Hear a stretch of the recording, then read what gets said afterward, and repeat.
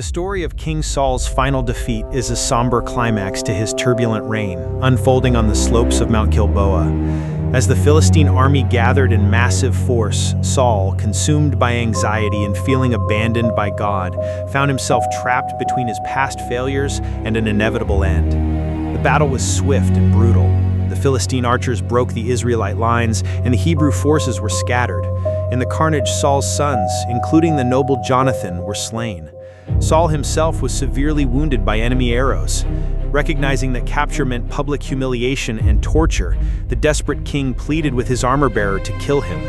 When the servant refused out of fear and respect, Saul took his own sword, fell upon the blade, and ended his life. The next day, the Philistines found the bodies of the king and his sons. They stripped Saul's armor, beheaded him, and hung his body on the walls of Beth-shan.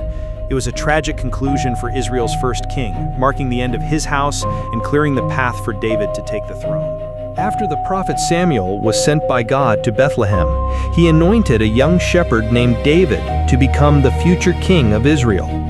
Though David was the youngest son of Jesse, God saw his faithful heart.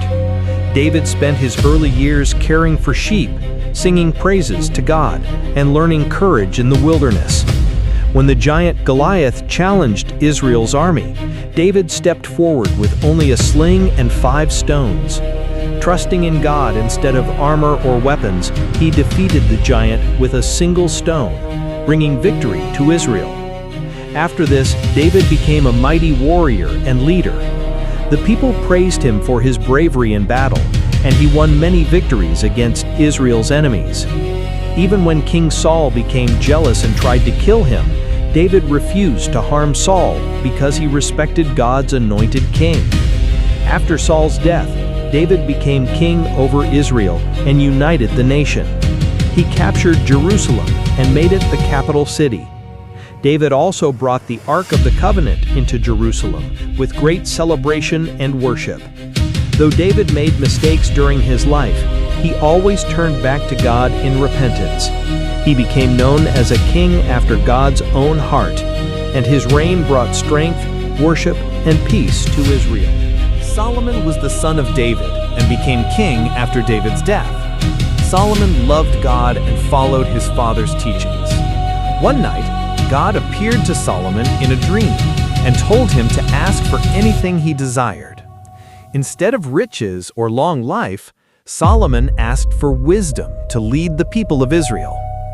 God was pleased with his humble request and gave him great wisdom, wealth, and honor beyond any other king. Solomon became famous throughout the world for his wisdom.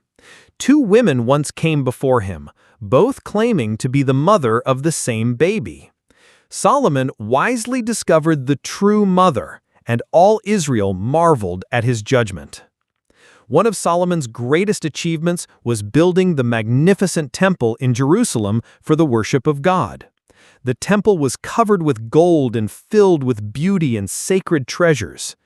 During its dedication, Solomon prayed before all the people, and God's glory filled the temple. However, later in life, Solomon turned away from God by following foreign idols because of his many wives. Even so, he remained remembered as the wisest king in Israel's history.